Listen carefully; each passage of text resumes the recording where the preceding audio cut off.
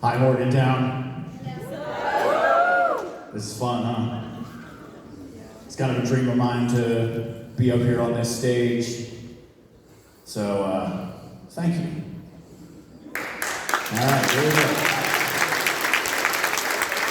My name is Jack Rife. I was born right here in Morgantown, West Virginia, August the 16th, 1984. That makes my birthstone meth. I grew up in West Virginia. West Virginia is almost heaven.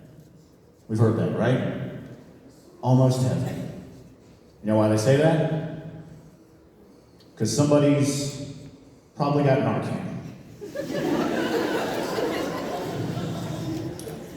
Almost. Now you guys know what you're in for. We can be friends. Living in West Virginia has some caveats, some difficult things, like dating in West Virginia. When I was younger, I dated a girl, and she told me she was on the pill. Turns out she meant Oxycontin. And I don't know what's worse, dating a girl who lies, or having a cousin with a drug problem.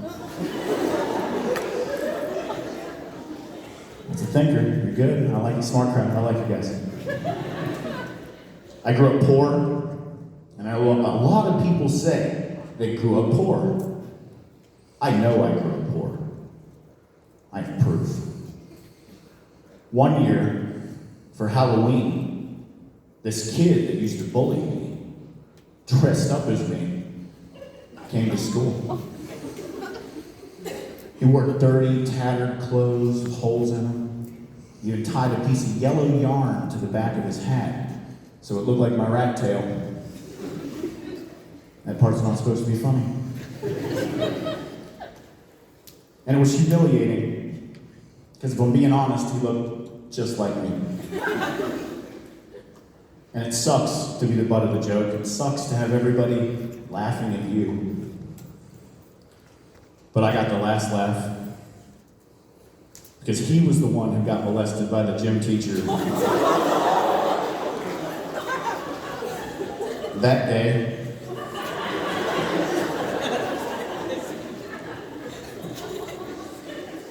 All right, let's get to know each other a little bit.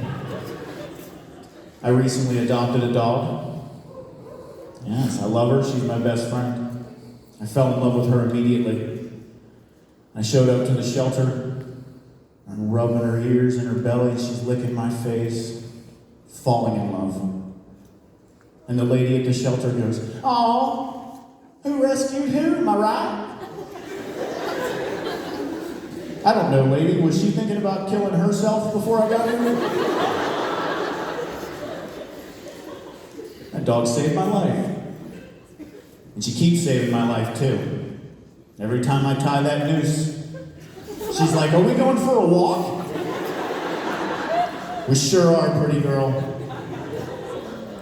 I don't know if you guys know this, but do you know how your neighbors look at you if you walk your dog with a noose? A lot. And you may say, "Jack, how could they possibly know that you're walking your dog with a noose?" Because I tell them, I'm out there in the neighborhood like, "I was gonna do it today, but she's just so damn cute."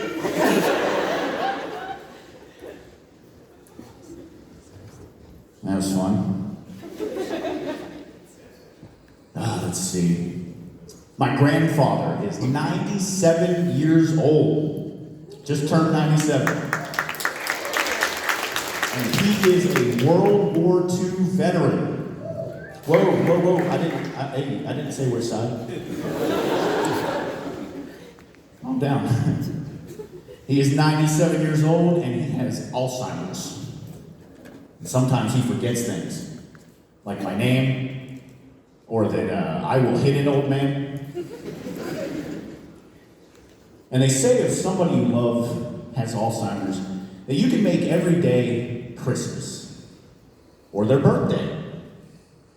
I'm here to remind you, you can also make every day 9/11. Just come wheeling a TV into the room, Pat, you're never gonna see it, just crazy shit. I feel some of you backing away, but it's not my fault. He was never supposed to forget.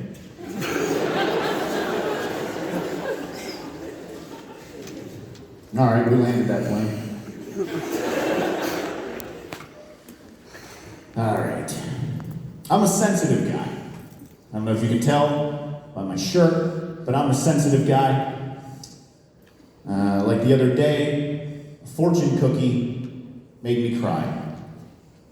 I opened it up and it said, "If not you, who? If not now, when?" I don't know, has anybody ever stapled a fortune to a fucking suicide note? And the paramedics show up and they're like, "Oh man, this is so sad. Oh geez, did he say why he did it? No. But his lucky numbers are 44, 11, and 2. So sad. Time of death, 11:44. Hey, look at that. I wonder what the 2 is. Well, he definitely shit himself. That's the 2. I love telling that joke. I used to like telling it. Now I love telling it because one time I told it in Pittsburgh and a woman waited for me after the show. This was her posture. So I could tell she was a fan. And she walked up to me after the show and she said, "Suicide is never funny." Challenge accepted. What if you flew to Paris, France, and you climbed to the top of the Eiffel Tower, and you jumped off and said, "Whee!" Fuck, that's funny in 2 languages. And she continued on for some time. She said, "No, you don't understand. 2 years ago, my husband killed himself." I said, "Oh shit. Well, I'm sorry for your loss. Maybe comedy shows are not the place for you right now." She said, "Well, you apologized because I complained, but you didn't apologize about what you said." Correct. And she continued on for some time, trying to make me feel bad about something I said at a comedy show. So finally I stopped her and I said, "Let me ask you a question. How long were you and your husband together?" She said, "We were together for 15 years. 15 years, I said. "That's amazing. That's incredible. That's unbelievable. Because I've been talking to you for 2 minutes. I've already booked a plane to Paris." All right, guys, thank you for my time. I love you. Enjoy the show.